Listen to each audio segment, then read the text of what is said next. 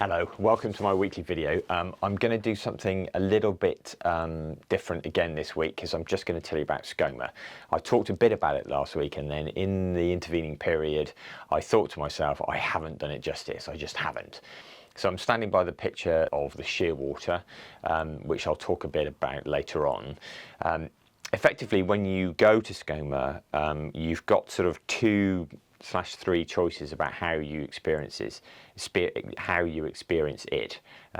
Easy for me to say, eh? You can go around the island through the day on a boat and in the evening. The evening when you go a bit further out, and this is to try and see shearwaters and other birds that are gathering ready to come in to the island at night. We chose to do that, hence the shearwater. The other thing that you can do is to go actually onto the island. You're on there for 5 hours, and it is a stunning place. No trees, no shelter. So if you've got bad weather, go prepared, because you are there for 5 hours. You might be able to blag your way onto an earlier boat, but if the weather's horrific, probably most people are going to be trying to do that. But if you can go, go. We were seeing, just incredible things. Puffins that are running around your feet, thousands and thousands of nesting birds on the cliff faces. I had so many ideas for things that I could have done as artworks. I settled on the two that I thought typified the island. The shearwater, which are like these flying crosses. We didn't see them very close, it was quite a way out, but the sea itself just looked fantastic. So to me, this typifies the relationship between the seabirds and the sea. And then the puffins are the puffins. They are just so full of character. You get incredibly close to them. It just can't, you can probably tell. It's difficult to describe.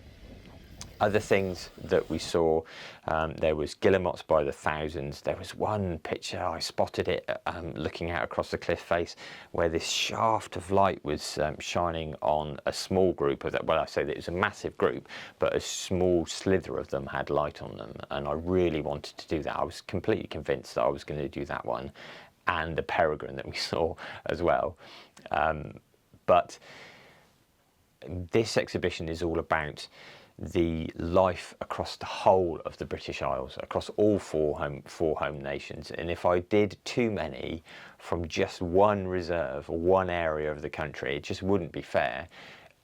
This is the only reserve where I've done 2 pictures, so that kind of gives you an indication of just how incredible it was.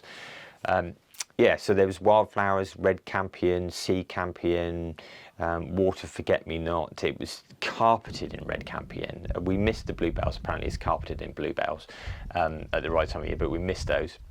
Apparently that's a sort of hangover from the previous life of the island, pre-Vikings, where it was covered in trees. Vikings came in, took all the trees down, but the bluebells remained. I'm trying to think what else we saw. I mentioned the peregrine. We saw a wheatear, which would have been a lovely picture. A pipit, which would, again, I think would have been a lovely picture to do. For the first time I saw oyster catchers with chicks, so that would have been another one. So I will definitely return to Skomer Island in terms of artistically, and do more work inspired by the place. If you get the chance, just go. It is a risk, because if the weather's bad, you're in for a bit of a battering, but it really is a fantastic experience, and I definitely recommend it.